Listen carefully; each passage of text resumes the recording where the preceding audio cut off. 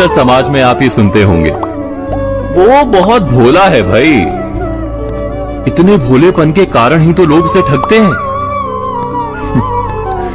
भोले लोगों को अक्सर समाज महामूर्ख समझता है। भोलापन, सरलता और सीधा होना आज मूर्ख होने की निशानी बन गया है। तू समझा श्याम? जो सरल नहीं होता, लोग उससे बचकर रहने की सलाह और भोले लोगों को दुनियादारी या चालाक चतुर बनने की सीख देते रहते हैं। क्या भोला होना इतना बेकार होता है? क्या वो मूर्खता है? क्या भोलेनाथ शंकर नहीं जानते कि चतुराई क्या होती है? क्या विश्व गुरु शिव समझदार नहीं है? भोलापन अर्थात सब कुछ भूल जाना।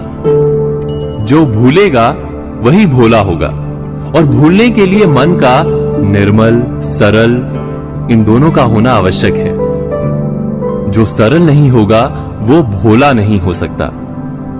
जिसके मन में हर पल लोभ लाभ का गणित चलता रहेगा, वो भोला हो ही नहीं सकता।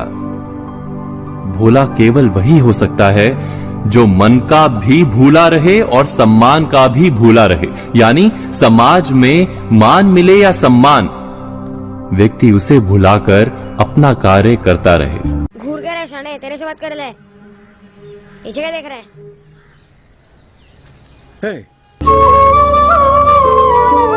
भोला व्यक्ति ये बताता है कि बिना हिसाब किताब के भी जीवन जिया जा सकता है। इसका मतलब ये नहीं है कि भोला व्यक्ति मूर्ख है। अगर हम महादेव के जीवन को भोलेपन का उदाहरण मानते हैं तो हमें ये बात सीखने को मिलती है। चाह गई चिंता मिटी, मनुआ बेपरवाह, जिनको कछुना चाहिए वे शाहन के शाह। मुझे तुम्हारी नसीहत याद रहे। भगवान शंकर इसीलिए तो देवों के देव यानी शाहों के शाह हैं, क्योंकि वो अपने किए के बदले किसी प्रकार की अपेक्षा नहीं रखते। समाज में ऐसे लोगों के प्रति दो तरह की भावना होती है। एक वो लोग होते हैं जो भोले लोगों का लाभ उठाते रहते हैं, और दूसरे वो जो भोले लोगों को भगवान बना देते हैं। सच्चा भोला वो है जो कि ना भगवान कहे जाने से आनंदित हो और ना ठगे जाने से व्यथित। भोले लोगों के लिए ही किसी ने कहा है, ना रखते हैं मान की आशा, ना अपमान का ध्यान, मन में सदा कामना रखते एक जगत कल्याण। एक बार भोलेनाथ के भोलेपन को मंत्र बनाइए, जीवन को एक नया अर्थ मिलेगा। आशा करता हूं कि हमारा ये विषय आपके जीवन में कुछ अर्थ भरेगा। हम बात करेंगे आलोचना की। अरे डरिए नहीं, यहां किसी व्यक्ति या वस्तु की आलोचना नहीं। हम बात करेंगे आलोचना की प्रवृत्ति की। कई लोगों को किसी की भी आलोचना करने में बहुत आनंद आता है, और कुछ लोग तो आलोचना को स्वाभाविक ही मानते हैं।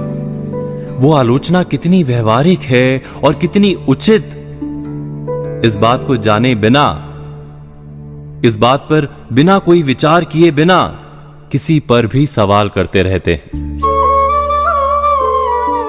वैसे समाज हमें इस आलोचना का अधिकार तो देता है, ऐसा आप भी करते होंगे, लेकिन हम ये भूल जाते हैं कि इस आलोचना में आत्म आलोचना भी शामिल है कि नहीं। क्या कभी हम अपनी आलोचना करते हैं? क्या हम अपने कर्मों कार्यों का विवेचन करते हैं? आलोचना पर हम बात करेंगे।